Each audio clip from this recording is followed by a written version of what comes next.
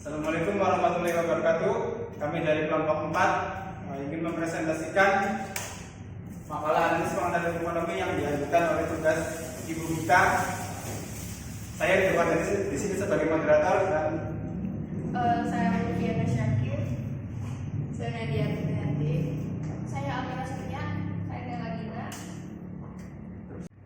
Kita langsung saja ke materi yang pertama, yaitu pengertian ilmu ekonomi. Jadi ilmu ekonomi ini adalah ilmu yang mempelajari perilaku manusia dalam memilih menciptakan pembangunan. Yang kedua yaitu konsep dasar dan ruang lingkup ekonomi mikro. Tahap produksinya yaitu tahap di mana membuat sesuatu barang entah menjadi barang jadi atau siap pakai dan bisa bernilai juga jual lebih tinggi. Pada tahap ini kami ingin membuat suatu produk yang dimana bahan-bahan yang sudah kami tentukan ini untuk membuat produk, mulai dari bahan dasar produknya hingga packagingnya, dan aman dan tidak berbahaya untuk bisa dinikmati semua kalangan. Next. Yang ketiga yaitu tahap distribusi. Jadi tahap distribusi ini kita langsung dilakukan antara produsen dan konsumennya. Distribusi ini yang kita lakukan secara langsung karena kita sendiri yang membuat produksi tersebut, dan kita juga yang langsung bertemu dengan konsumennya.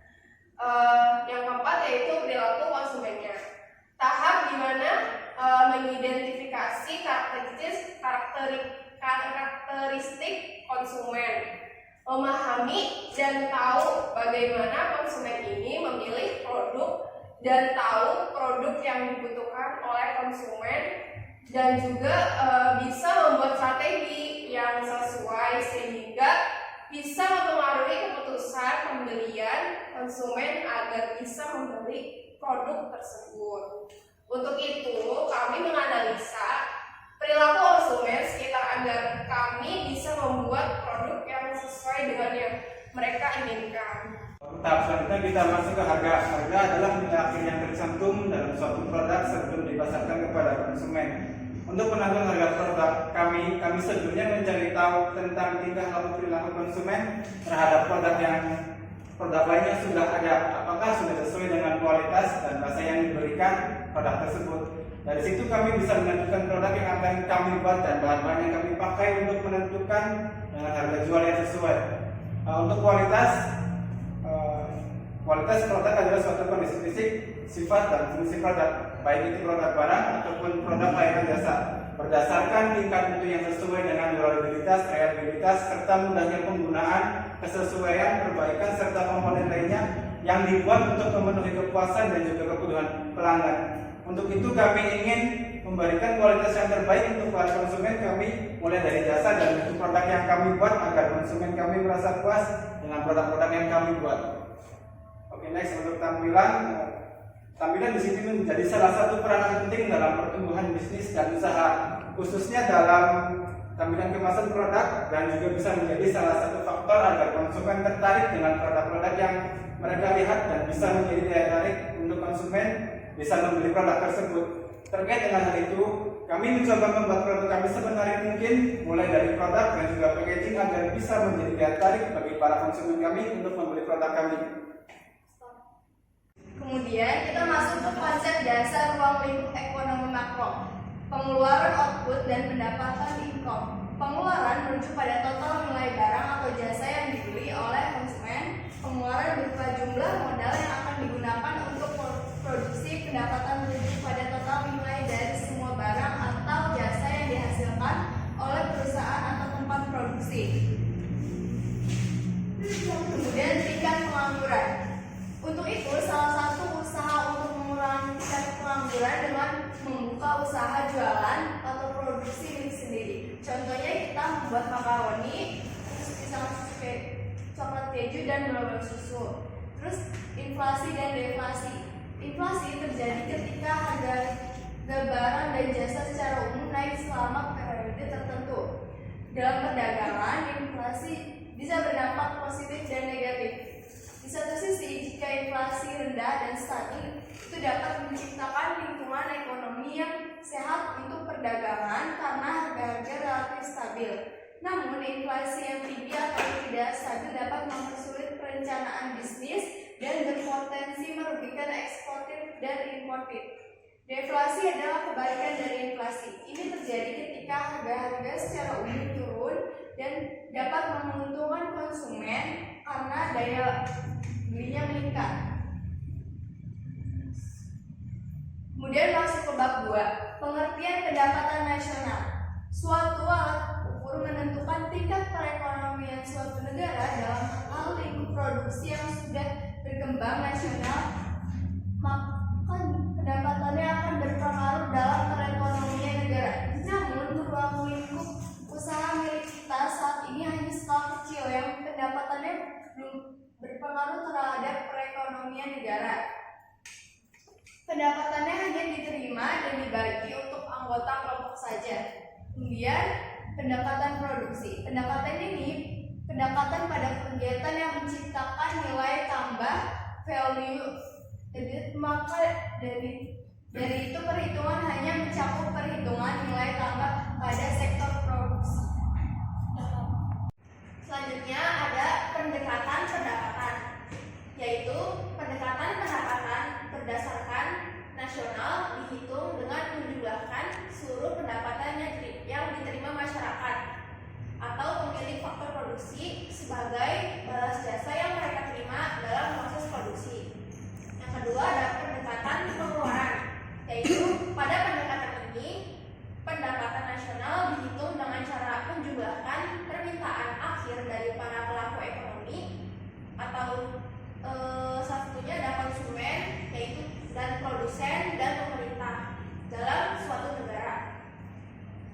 Ada yang selanjutnya ada pendekatan pengeluaran.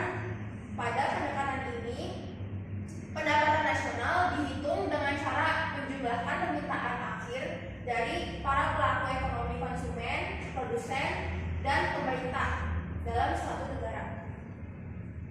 Selanjutnya kita masuk ke bab 3, ada pengertian konsumsi, yang dimana konsumsi itu merujuk pada penggunaan atau pembelian barang atau jasa oleh konsumen atau masyarakat umum.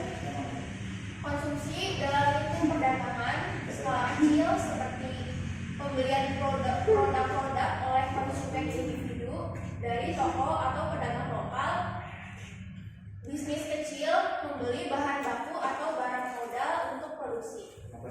Dalam hal ini, kami baru memasarkan produk yang kami buat masih dalam lingkup skala kecil dan masih hanya dikonsumsi dalam beberapa kalangan. Sebenarnya ada faktor-faktor yang mempengaruhi tingkat konsumsi, yaitu pendapatan konsumen. Pendapatan konsumen adalah faktor utama yang mempengaruhi tingkat konsumsi. Semakin tinggi pendapatan, semakin besar kemampuan konsumen untuk membeli barang dan jasa. Kami minimalisir dan menyesuaikan mulai dari bahan baku dan harga jual produk kami juga disesuaikan dengan pendapatan konsumen kami agar produk yang kami buat bisa terjual dengan cepat dan membuat konsumen kami merasa puas. B. Harga produk. Harga produk dan jasa adalah faktor kunci yang mempengaruhi keputusan konsumen. Produk yang lebih terjangkau atau memiliki harga yang bersaing cenderung lebih diminati. Untuk harga produk, kami menyesuaikan dengan konsumen dan bahan yang kami gunakan untuk membuat produk kami agar sebisa mungkin bisa dinikmati semua kalangan. C. Preferensi konsumen. Preferensi dan selera konsumen memainkan peran penting dalam menentukan apa yang mereka konsumsi. Selanjutnya ada investasi dalam konteks waktu. Investasi dalam konteks investasi jangka pendek. Jenis investasi yang memiliki jangka waktu tertentu, contohnya tabungan, deposito, bisnis pasar, saham, dan forex. Investasi jangka panjang. Jenis investasi di mana modal yang akan Anda kelola dapat diputar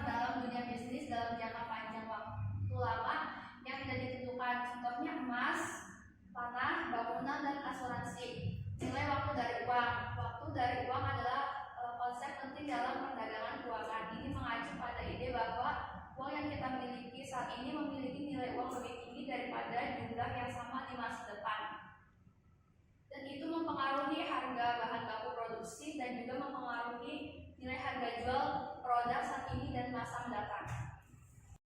Perkenalkan, nama saya Niar Novandin. Di sini saya akan melanjutkan untuk menjelaskan materi yang sebelumnya sudah dijelaskan oleh teman saya. Nah, yang pertama itu ada investasi dalam konteks waktu. Yang pertama ada investasi jangka pendek, yaitu jenis investasi yang memiliki jangka waktu yang lebih pendek. Contohnya seperti tabungan, deposito, saham, dan forex. Yang kedua ada investasi jangka panjang.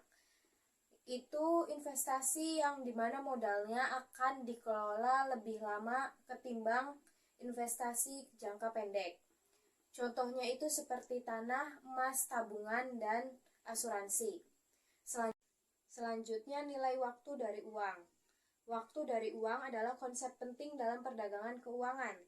Ini mengacu pada ide bahwa uang yang kita miliki saat ini memiliki nilai yang lebih besar ketimbang jumlah uang sama di masa depan. Itu dipengaruhi harga bahan baku produksi dan juga mempengaruhi nilai harga jual pokok saat ini dan di masa mendatang. Selanjutnya bab 4 yang berjudul uang dan lembaga keuangan. Yang pertama ada pengertian uang. Uang adalah suatu bentuk alat tukar-menukar yang diterima secara luas dalam perdagangan untuk memudahkan pertukaran barang dan jasa. Uang memiliki bentuk yang berbeda-beda. Contohnya seperti kertas, logam, atau digital, dan digunakan sebagai alat tukar nilai ekonomi serta alat penyimpan nilai. Yang kedua, lembaga keuangan. Lembaga keuangan adalah institusi yang beroperasi dalam sektor keuangan untuk menyediakan berbagai jenis layanan keuangan seperti pinjaman, penempatan dana, perantaran keuangan, dan layanan terkait lainnya. Lembaga keuangan dapat mencakup bank, perusahaan, asuransi, perusahaan investasi, lembaga pembiayaan, dan banyak entitas lainnya yang terlibat dalam kegiatan keuangan.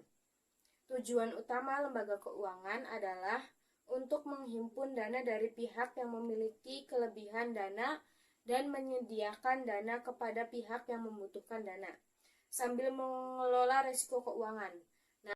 Oke, selanjutnya lembaga keuangan informal. Lembaga keuangan informal adalah institusi yang beroperasi di luar kerangka formal dan regulasi sektor keuangan resmi. Ini termasuk praktik dan lembaga seperti tontine, kumpulan tabungan bersama, rentenir, pengumpulan dana komunal, dan sejenisnya yang digunakan oleh masyarakat untuk memenuhi kebutuhan keuangan mereka di lingkungan yang mungkin tidak memiliki akses lengkap ke layanan keuangan formal seperti bank atau lembaga keuangan lainnya. Lembaga keuangan informal seringkali beroperasi berdasarkan aturan dan kesepakatan lokal dan dapat menjadi sumber dukungan keuangan penting bagi komunitas yang kurang terlayani oleh sistem keuangan formal. Namun mereka juga dapat memiliki resiko dan kurangnya perlindungan hukum bagi pihak yang terlibat. Oke, kita masuk ke bab 5, yaitu siklus ekonomi. Meliputi anatomi siklus ekonomi. Siklus ekonomi dapat digambarkan sebagai gelombang naik turun aktivitas ekonomi yang terdiri atas 4 elemen. Yang pertama itu ada ekspansi atau gerakan menaik, upturn. 2. Setelah mencapai titik terendah dari siklus terdapat tahap pemulihan yang dicirikan oleh pertumbuhan lapangan kerja dan produksi. Nomor 3, ada puncak atau kulminasi atau peak. Nomor 4, sebuah puncak atau puncak siklus bisnis adalah titik tertinggi pemulihan ekonomi. Puncak 5, resesi, gerakan menurun atau downturn. Nomor 6, resesi adalah periode dari mengurangi output kegiatan berusaha. Nomor 7, bawah atau nadir, titik terendah atau true. 8, bawah siklus ekonomi adalah titik terendah dari produksi dan kerja. 2, durasi siklus dan faktor-faktor yang mempengaruhinya. Siklus jangka pendek, siklus jangka menengah, dan siklus jangka panjang. Dalam produksi yang kami buat, kami mempertimbangkan untuk membuat produk yang sekiranya bisa dipakai dalam jangka pendek maupun jangka panjang dengan mempertimbangkan mulai dari bahan yang kami pakai agar bisa dikonsumsi dalam jangka waktu tertentu dan bisa bertahan tidak hanya dalam satu kondisi tertentu saja, tetapi sebisa mungkin bisa dinikmati dalam waktu kapanpun. 3. Siklus ekonomi, kesempatan kerja, inflasi. Dalam siklus ini kami membutuhkan tenaga kerja yang mumpuni dan bisa terus-menerus bertahan dalam siklus apapun. Tidak hanya mengandalkan dalam hal teknologi yang bisa membuat kami bertahan, tetapi kami juga ingin agar tenaga kerja yang kami miliki mempunyai skill dan memiliki kesempatan kerja secara terus-menerus. Mungkin cukup sekian presentasi dari kami tentang analisis pengendalian ekonomi. Kurang lebihnya kami mohon maaf apabila ada salah kata, mohon dimaafkan. Wassalamualaikum warahmatullahi wabarakatuh.